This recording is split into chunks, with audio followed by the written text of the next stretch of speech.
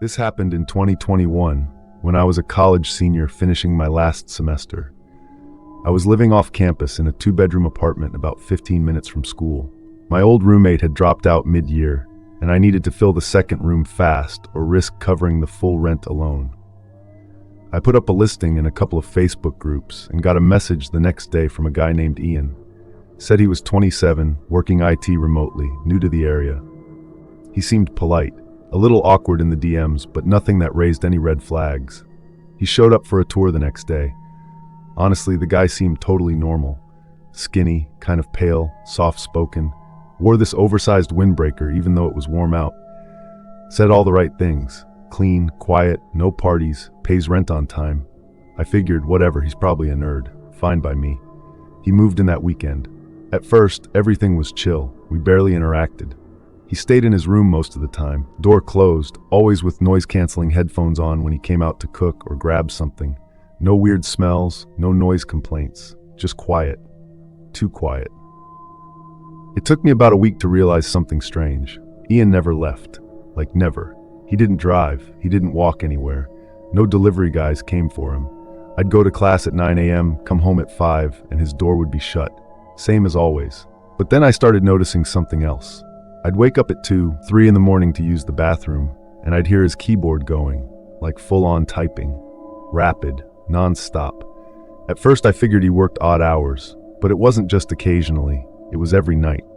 No matter what time I got up, he was awake. At one point I joked, "Hey man, do you ever sleep?" He didn't laugh, just looked at me and said, totally serious, "Sleep is inefficient." Okay, the weirdness really started a few weeks in. One night, I came home late from a group project meeting. Around 11 p.m. I unlocked the door and walked in, and Ian was just standing in the dark kitchen.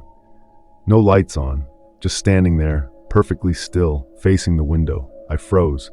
He didn't even flinch. I said, "Hey, you good?"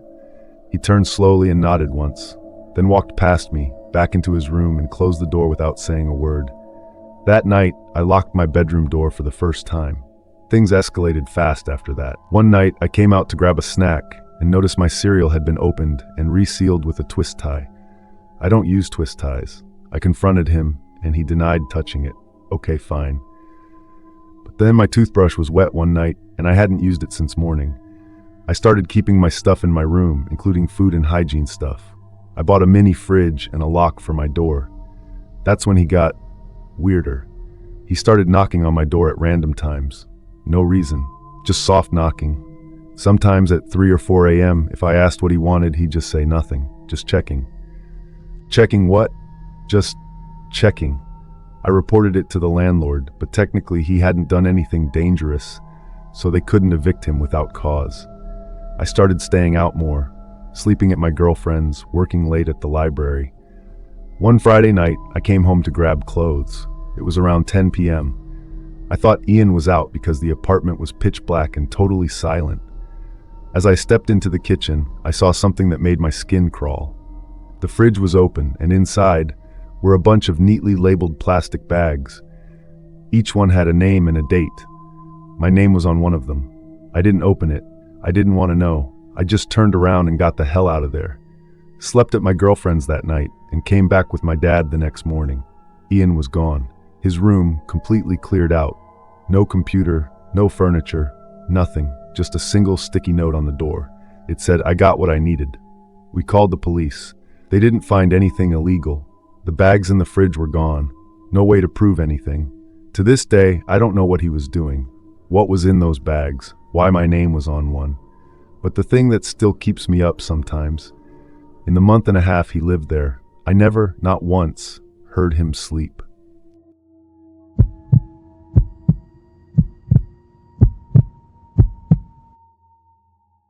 I used to hike a lot in college.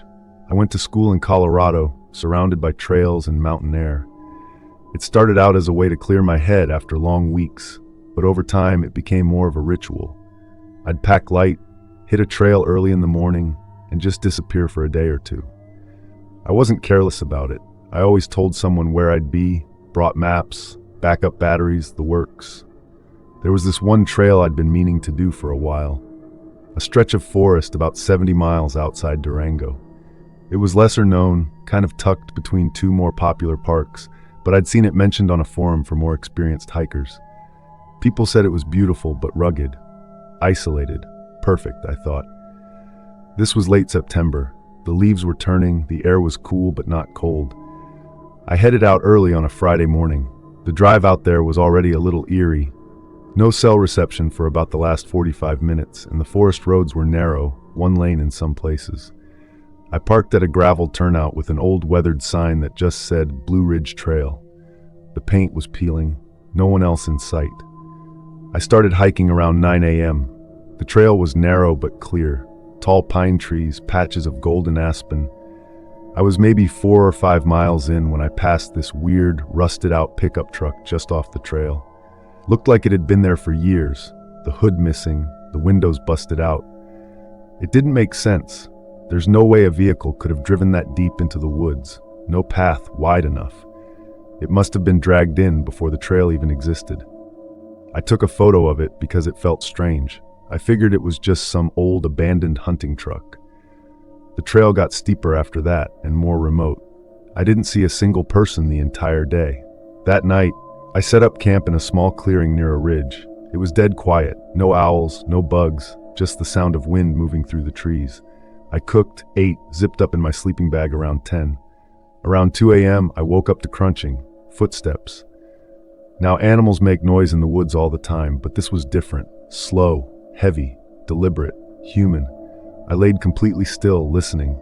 The steps stopped just outside my tent. Whoever it was, they didn't say anything, didn't knock, didn't even try to hide. I could hear breathing, not loud, shallow, like they were trying not to be heard. I didn't move. I had a knife in my pack, but it was at my feet, zipped up. After maybe 2 minutes, which felt like an hour, the footsteps slowly backed away. No flashlight, no voice, just quiet footsteps fading into the forest. I didn't sleep again that night. When the sun came up, I packed up immediately. I felt exposed. I debated going back the way I came, but it was longer, and I figured whoever that was, if it even was someone, would be gone by now. About 2 miles down the trail, I found something that made my stomach drop. Another tent, torn to shreds, holes snapped, like it had been abandoned in a hurry or trashed on purpose. There were still some supplies scattered nearby, a rusted camp stove, a moldy jacket, even a boot lying on its side. But no backpack, no ID, no people. I took a photo and got out of there. Fast. I reported it when I got back to town, showed the photos to a ranger. He looked at them for a long time and said, "That area is not on the regular maintenance routes. We had a guy go missing out there 4 years ago. Never found him. Could be related." They never followed up. I haven't gone hiking alone since. And I still think about those footsteps, how they stopped right outside my tent and just waited. Not moving, not talking, just listening.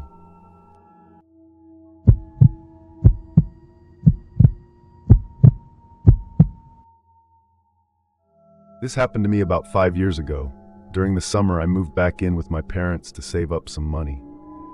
I was 22, had just finished school, and was working night shifts at a warehouse. My schedule was all over the place, so I'd usually be awake when most of the neighborhood was asleep, and asleep when everyone else was out and about. It was early July, and we lived in a quiet suburb in northern Illinois. You know the kind. Cul-de-sacs, well-kept lawns, and those little green mailboxes at the end of every driveway. The most dangerous thing around was the occasional raccoon tipping over trash bins. One morning, after a rough overnight shift, I got home around 6 a.m., had a quick snack, and went to bed. Around 9:30, I was half asleep when I heard it. Faint music playing outside. That classic tinny jingle you hear from ice cream trucks. You know the one. Off-key and kind of creepy when you're not expecting it. It immediately struck me as strange. Who the hell runs an ice cream truck before 10 a.m.? I pulled back the curtain and sure enough, there it was. This off-white, rusted old truck rolling slowly down our street. No decals, no brand, not even any prices taped to the side. Just one of those generic magnetic signs that said ice cream in fading red letters. There were no kids out. It was a weekday, and most people were either at school or work. Yet the truck kept crawling down the street, music still going, like it was looking for someone. I figured maybe the guy was just early. Weird, but not illegal. I went back to sleep. The next morning, same thing. 9:30 a.m., ice cream truck, same rusty van, still no kids around, just music echoing down an empty street. This happened every day that week. On Friday, I decided to stay up and actually watch what this guy was doing. He drove slowly down the road, didn't stop at a single house, didn't serve a single person, just rolled through like he was surveying the neighborhood. What stood out the most was that I never saw his face. The windows were tinted, which, now that I think about it, is illegal for a commercial vehicle. I mentioned it to my mom, and she said she'd seen it too. Thought it was just some guy starting his route early. But I couldn't shake how wrong it felt. That weekend, I was out walking our dog around 9 a.m. when I heard the jingle start up again. I froze. The truck had turned the corner and was coming straight toward us, slower than usual. I moved to the other side of the street, but as it passed, the music cut out. Dead silence. And I swear to God, it stopped right across from me. I didn't look at it directly, but I felt eyes on me, watching. The kind of stare that goes right through your skin. Then it drove off. No music, no rush, just gone. The next day, I called the non-emergency police line and reported it. Told them about the truck, how it didn't have proper signage, how it showed up too early, and never served anyone. They took my name, said they'd look into it. I didn't see the truck again after that. But here's where it gets worse. About 3 weeks later, I got a call from a detective. They asked if I'd be willing to come in and look at some photos. I agreed, and they showed me a series of surveillance shots. One of them made my stomach drop. It was the same truck, parked in front of a house about 5 towns over. That house belonged to a woman who had reported her 10-year-old daughter missing just 2 days earlier. The last time anyone had seen the girl, she was playing outside, around 9:30 in the morning. She was never found. They suspected the guy was using the truck to lure out kids during hours when parents wouldn't expect danger. Early in the morning, before school, when some kids might be home alone during summer break. I never heard if they caught the guy. But the thought that I watched that truck cruise past my house every single morning, possibly stalking kids, it still messes me up. And every time I hear that distant warped ice cream jingle in the summer, I look out the window and make damn sure it's a real truck with real customers. Because sometimes what looks like a harmless childhood memory is actually a predator with a plan.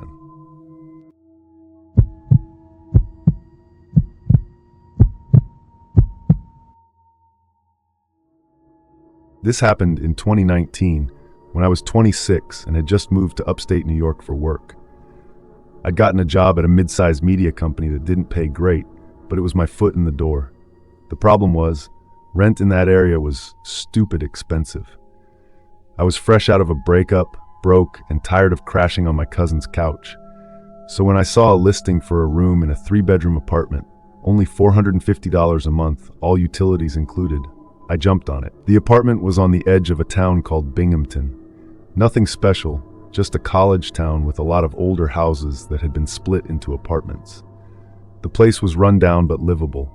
Peeling paint, creaky floors, old radiators. It had that smell of old carpet and dust that just kind of hangs in the air. But it was clean enough, and more importantly, it was cheap. The ad had mentioned 2 roommates, Sean, a quiet guy who worked construction, and Eric, a guy in his early 30s who worked from home. I met Sean when I toured the place. Seemed normal, a bit reserved. Eric wasn't around. Sean said he mostly kept to himself. I moved in the following weekend. Sean and I got along okay. He worked long hours and was gone most days before I woke up. The first week or 2 were quiet. I didn't see Eric at all, which was weird since he supposedly worked from home. But I just assumed he was one of those hermit types. Some people are like that. But eventually, little things started to bother me. I'd hear Eric moving around at night, footsteps pacing in his room, sometimes well past 2 or 3 a.m. Once or twice I thought I heard whispering through the wall, but it could have been a TV. I figured maybe he was just a night owl. Then, one night, I was in the kitchen pouring cereal around midnight when I finally saw him. I turned around and he was just there, standing in the hallway. Mid-30s maybe, tall, pale, kind of thin with shaggy black hair. He was wearing these gray sweatpants and a faded t-shirt, no shoes, just standing there, dead silent. I said, "Oh, hey, you must be Eric, right?" He smiled, not a friendly smile, more like one of those quick twitches at the corner of the mouth that doesn't reach the eyes. Then he just said, "Yeah," and walked into the kitchen, grabbed a glass of water and went back to his room. That was it. No small talk, no intro, no nice to meet you. Just that. I chalked it up to awkwardness, but the whole interaction left me feeling weird, like I had just met someone pretending to be normal but not quite pulling it off. Over the next couple of weeks, I started noticing other things. He never left the apartment, like never. Even people who work from home go out for groceries, right? But I never saw him bring in any food, never heard the front door open. It was like he lived entirely in his room. And then my stuff started going missing. At first it was small, deodorant, a protein bar I kept in my room, a charging cable. I thought maybe I'd misplaced them. But then a hoodie I had worn the night before disappeared completely. I knew I'd left it on the back of my chair. Sean didn't take it. He barely came out of his room, and when I asked him casually about missing things, he just shrugged and said maybe the landlord came in without telling us, which didn't make sense. Around this time, I started locking my bedroom door when I was out, and at night. Then one night, something happened that still gives me chills. It was around 1:45 a.m. I was half asleep in bed when I heard the softest creak in the hallway, like someone trying to step carefully. I sat up in bed and listened. Another creak, then silence. Then my doorknob turned, slowly. Thank God I had locked it. The knob jiggled once, very gently, then nothing. I waited there in the dark, heart pounding, holding my phone in one hand, staring at the door. I didn't even breathe. After a full minute, I heard the softest footsteps walking away, then the faintest click of a door closing. Eric's door. I didn't sleep the rest of the night. The next morning, I told Sean about it. He seemed disturbed but told me he hadn't heard anything. That same day, I noticed something weird. Eric's door, it didn't have a normal doorknob. It had one of those keyed entry knobs, like what you'd find on a front door. A deadbolt. Why would someone need that on a bedroom? That night, after Eric went into his room and shut the door, I waited, and around 3 a.m., I did something dumb. I tried to listen at his door. There was no sound, no typing, no TV, no talking, just silence. But I did notice something. Just under the door, where the light from his room should have been shining through, there was black tape, like he'd sealed the bottom of the door shut. That's when I realized, whatever he was doing in there, he didn't want anyone hearing it, or smelling it. That weekend, Sean left to visit his girlfriend out of town. I was alone in the apartment. Saturday night, I stayed up late gaming with headphones on. Around 2 a.m., I took them off and instantly realized something was wrong. The apartment was too quiet. I opened my door. Eric's door was open, wider than I'd ever seen it. Light off, room completely dark. I don't know what made me do it. Maybe curiosity, maybe stupidity. But I stepped toward it, just one step, and from the darkness I heard a sound, breathing. Slow, deliberate, and close, like someone standing just inside the room. I didn't say a word. I backed away and locked myself in my room. The next morning, Eric's door was shut again. On Monday, I called the landlord. I told him I was concerned about the guy in room 3B and that some weird stuff had been happening. He hesitated for a moment, then said, "There shouldn't be anyone in 3B. I said, "What are you talking about? Eric lives there." He said, "The guy who signed the lease for that room moved out 4 months ago. I never got the keys back." Within an hour, he was at the apartment. We knocked on the door, no answer. We opened it. The room was completely empty. No bed, no desk, no signs of life. The closet was open, empty. The window was unlocked, screen missing. Whoever Eric was, he was gone. There were no records of anyone with that name renting the room. No forwarding address. Nothing. He had been living there under the radar in a room he never rented, sneaking around at night, watching us, probably stealing from us. Maybe worse. I moved out the next week. I don't know what he was doing in that room all those months. But I still think about that night, when I stood outside his open door and heard him breathing in the dark.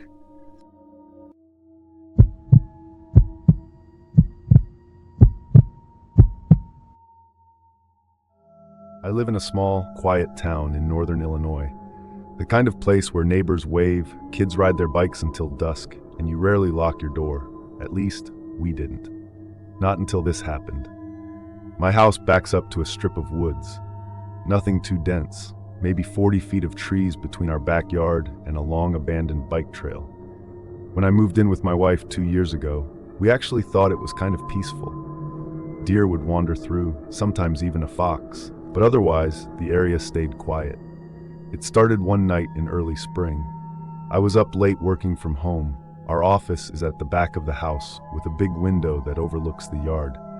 The lights inside were on, and outside it was pitch black. So from where I sat, I couldn't really see into the backyard, just my own reflection in the glass. Around 1:30 in the morning, I stood up to stretch. I glanced at the window, out of habit, and that's when I noticed something. In the faint glare of my monitor, I saw it, a shape, barely visible, someone standing just beyond the tree line. At first I thought it was my imagination, but when I turned off my desk lamp and let my eyes adjust, I could make out a silhouette, definitely a person. They weren't moving, just standing there. I watched for a solid minute, heart pounding. Then I turned the light back on. Just like that, the reflection made it impossible to see outside again. I told myself it was probably a neighbor, maybe a kid cutting through the woods. Still, I locked the door for the first time since we moved in. The next morning, I walked out to the tree line.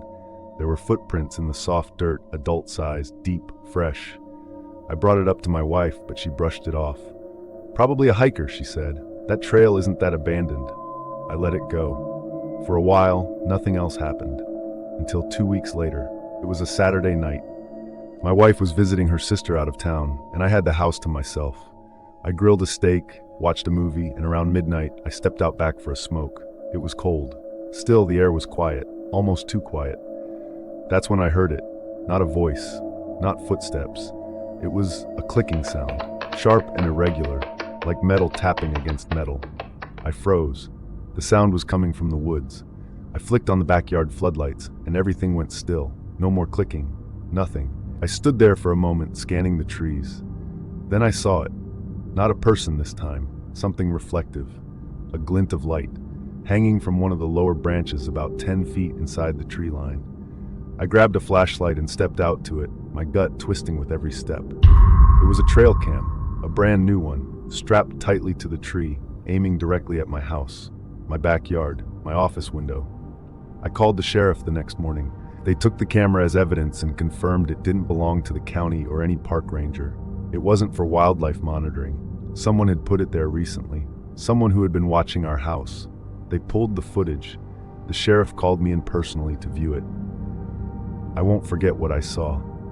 On 4 different nights, between 1 and 3 a.m., a man walked into my backyard. Sometimes he stood at the edge of the trees. Sometimes he got closer. Much closer. There was a shot, maybe 10 feet from our back door, where he just stood there facing the house. No mask, no tools, just a dead expression. The last clip was the worst. He walked right up to the window of my office, his face inches from the glass, staring in, just watching me work, looking straight at me. We installed cameras and motion lights that same day, and we moved our bedroom to the front of the house. I haven't used the back office since. The police never found him. But every time I work late now, I feel it. Like someone's still there, just beyond the tree line.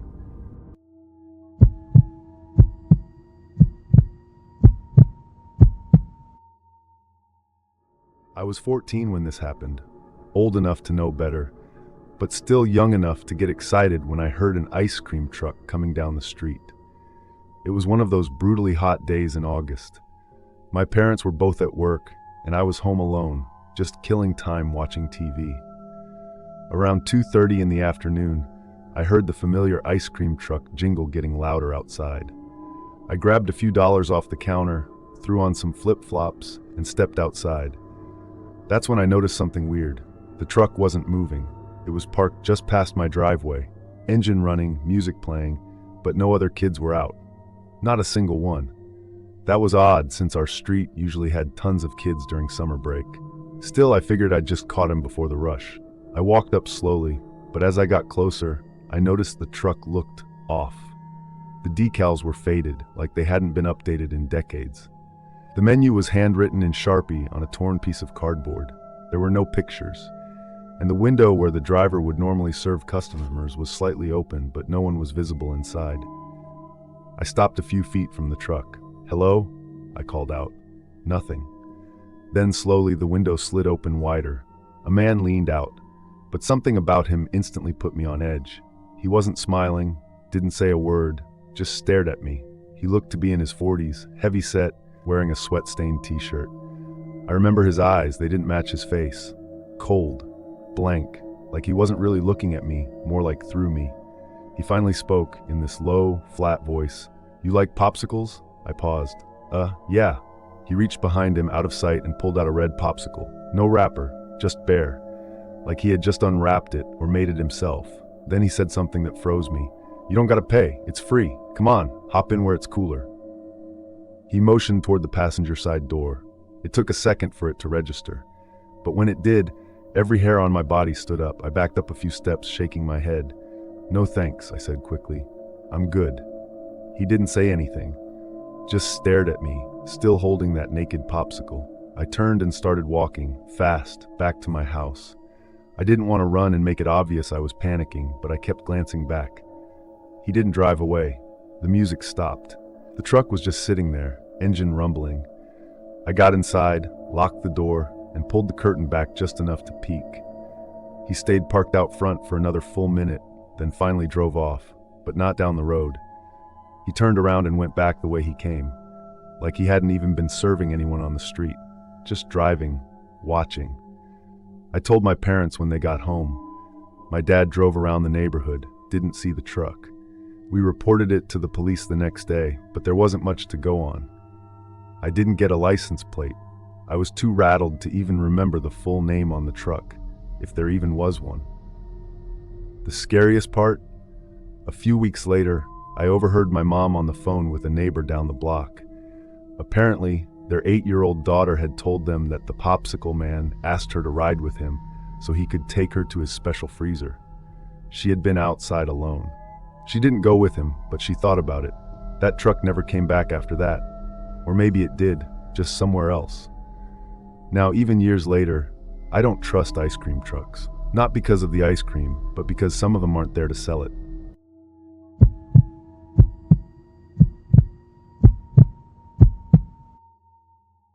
I bought a small fixer-upper last year in rural Oregon. Just me and my dog Harley. I worked from home and wanted privacy, so I picked a place with a big backyard that backed up to dense forest.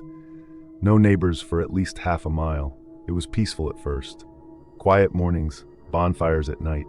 But that all changed after I found the hole. It was a Saturday in late September. I was clearing brush along the back edge of my property when I noticed something odd. A small, round patch of disturbed soil near the tree line. It looked like something had been recently dug up, or maybe buried. About the size of a manhole cover. Harley wouldn't go near it. He just stood there, growling low, tail stiff. I didn't think much of it. Figured it was an animal burrow or an old stump someone dug out. Still, the shape was too perfect, like it had been done with tools. The next morning, I looked again. The dirt had been moved, fresh tracks around it, boot prints. That's when I realized someone had been in my yard, overnight, digging. So I set up a trail cam facing the woods, hidden in a birdhouse I mounted on a tree. Nothing fancy, just motion-activated video with night vision. I angled it to catch the hole and about 30 feet of surrounding woods. Then I waited. For 3 nights, nothing. No motion alerts, no footage, no changes to the hole. But on the 4th night, I got a notification around 2:17 a.m. When I watched the video the next morning, I felt like I was going to throw up. A man, late 40s maybe, walked into frame from the woods. He wore a hoodie with the hood up, gloves, and a headlamp. He knelt at the hole and started digging with a small shovel. Calm, methodical, like he'd done it before. He wasn't burying something, he was unearthing it. And then he reached in with both arms and pulled something out. A black plastic garbage bag, heavy. He dragged it just out of frame, then walked back into view, empty-handed, and reburied the hole. The whole thing took about 10 minutes. The footage ended with him turning slightly toward the direction of my house. He looked directly at the camera, like he knew. I called the sheriff immediately. They brought dogs, taped off the area, and dug the hole up completely. What they found was worse than I imagined. Several bags, some newer, some partially decomposed. Inside were animal remains, dozens of them, bones, fur, organs, not buried like a pet, stored like trophies. They never found out who he was, but he knew where I lived. He knew I had seen him. For weeks after, I'd find little things out of place in my yard. A garden spade that wasn't mine, boot prints by the shed, once a single dead squirrel left neatly on my back step. Then it stopped. I moved 6 months later, never looked back. But every time I walk near the edge of the woods, I check the dirt, just to make sure nothing's been dug up.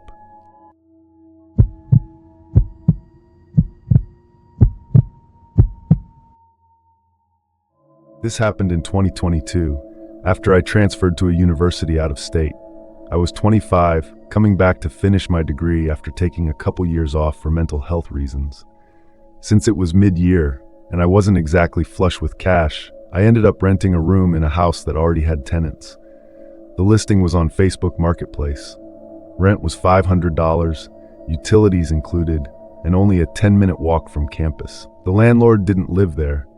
It was just a regular house split between 3 tenants, each with a private bedroom, shared kitchen, shared bathroom. The guy who messaged me about the room was named Caleb.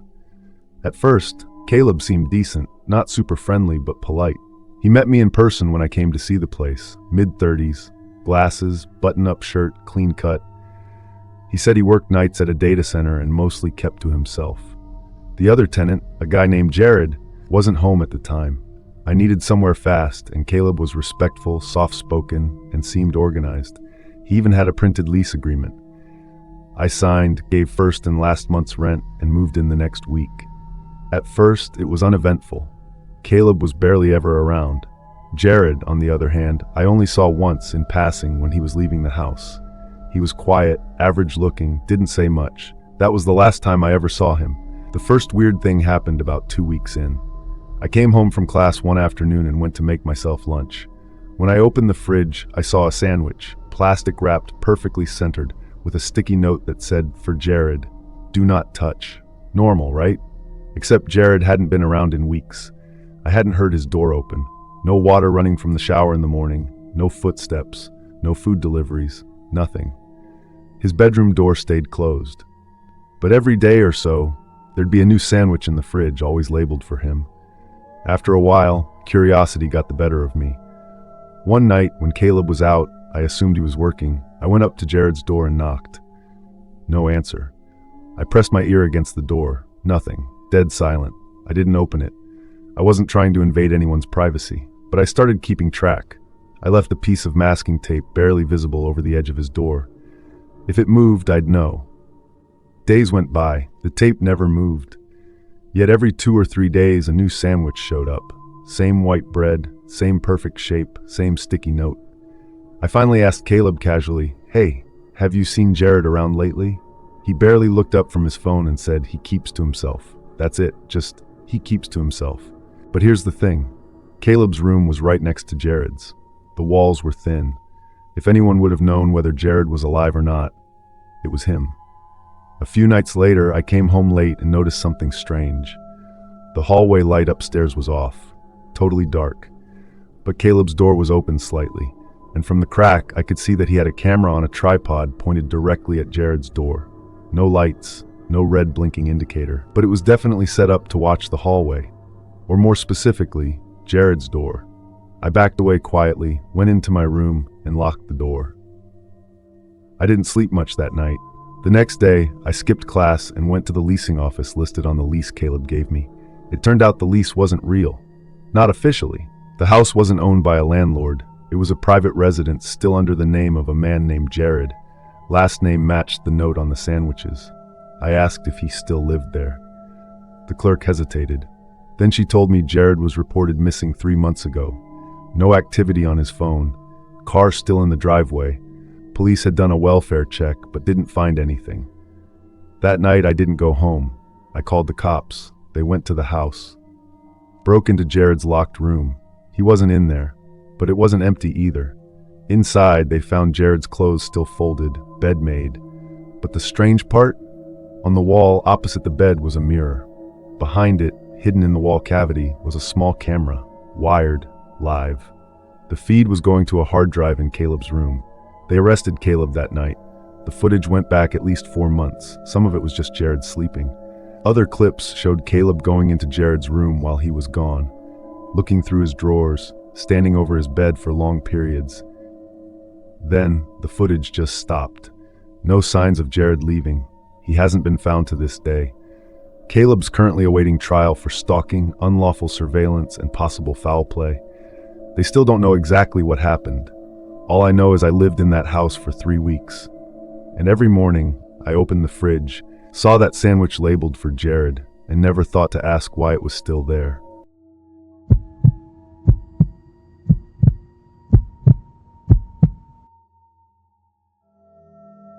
I don't like talking about this, but it still comes back to me sometimes, especially when I'm out in the woods alone, which isn't often anymore. This happened about 6 years ago in Utah. I used to do this thing where I'd challenge myself to find the most remote trails I could, not just off the beaten path, but well off it. No cell reception, no other hikers, just complete isolation. That kind of thing used to calm me. It gave me a break from everything. There's this place called Fish Lake National Forest. Massive area. Some parts get tourists, sure, but others, especially way out toward the eastern range, barely see a soul. I found this old logging road on a topo map, not even marked as a current trail. It led to a ridgeline that apparently had an incredible view at sunrise. I packed up my gear, told my roommate where I'd be, rough GPS coordinates at least, and drove out Friday afternoon. The sun was low when I parked on the side of the logging road and hiked in a few miles. I made camp just inside a thick stand of pine trees. Everything was normal that night. Quiet, peaceful. The weirdness didn't start until the next day. Midway through my hike to the ridge, I saw someone standing in the distance, near the tree line, maybe 200 feet away. Just standing, not moving. I could tell it was a man wearing a jacket and jeans. Face was hard to make out, but he was staring right at me. At first I thought maybe he was a hunter, but I didn't see a weapon, and when I waved, he didn't wave back. He just turned and walked into the trees. It gave me this weird feeling, but I kept hiking. I figured maybe he didn't hear me, or maybe he was just shy. I don't know. It stuck with me though. Something about how he moved, not hurried, not casual, just robotic. I made it to the ridge and set up camp again. That night, it got cold. I was bundled up in my sleeping bag, dead quiet out, when I started hearing snapping, like branches breaking, not far from my tent. Again, animals are normal out here. I've heard elk, coyotes, even the occasional bear. But this was different. The steps were slow, deliberate, and then they stopped, for a long time. And then I heard a sound that chilled me more than anything I've ever heard before. A low whistle. 3 notes, slow, off-key, coming from somewhere just outside my tent. I didn't move. I didn't even breathe. My knife was under my pillow, but I didn't dare unzip the tent. I just laid there, heart pounding, trying to convince myself I imagined it. After what felt like forever, silence. I didn't sleep that night. At first light, I got up, packed, and started hiking fast. The ridge trail loops back around and takes you through lower elevation. As I made my way down, I kept checking behind me because I knew I wasn't alone out there. I didn't see him again, not at first, but about 2 hours in, I came around a bend in the trail and stopped cold. Right in the middle of the path, sticking out of the ground, was a branch, jammed into the dirt like a marker. Tied to the top of it was a shoelace, a black shoelace, same brand and color as the ones on my boots. Now, I know how that sounds. Could have been anyone's, could have been nothing. But I'd checked my gear that morning, both shoes laced, and now one was missing. I didn't stop to investigate. I didn't take a photo. I didn't even think. I ran all the way back to the car. I didn't hear footsteps, no whistling, nothing chasing me. But I've never felt fear like that in my life. The kind that feels animal, like something primal is watching you, hunting you. I got back to my car and drove. Didn't stop until I hit signal again. I didn't call the cops. What would I even say? There was no crime, no proof. Just that someone had followed me into the woods, watched me, got close enough to take my shoelace without waking me up. That's not normal behavior. That's something else. I haven't gone hiking alone since, and I never will again.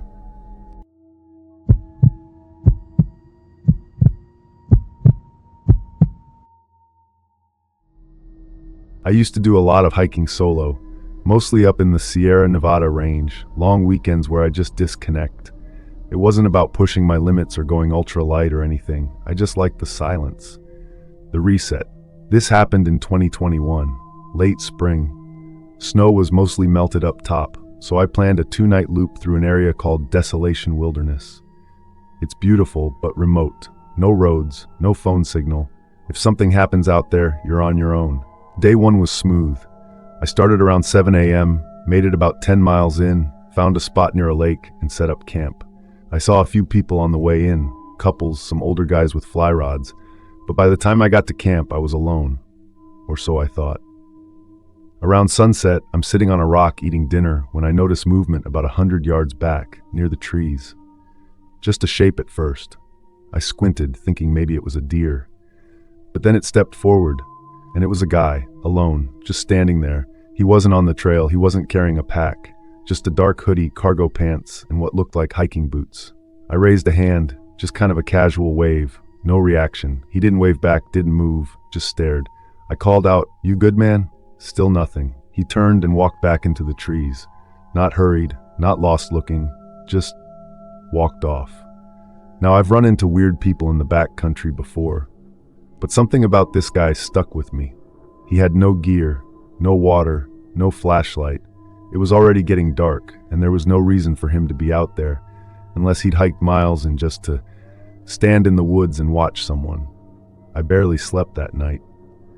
Every little crack of a twig had me sitting up, clutching the knife I kept next to my sleeping pad.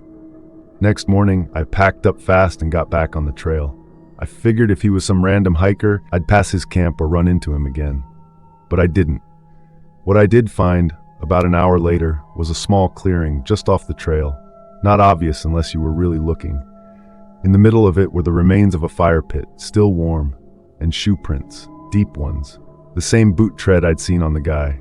No tarp, no gear, just a burnt circle and prints heading back into the woods, in a direction that didn't lead to any trail, lake, or campsite. I picked up the pace. I made it to my second night's planned spot by mid-afternoon and decided I wasn't going to stay there. I was too wired. I pushed straight through and hiked back out in one long, exhausting day. Never saw him again.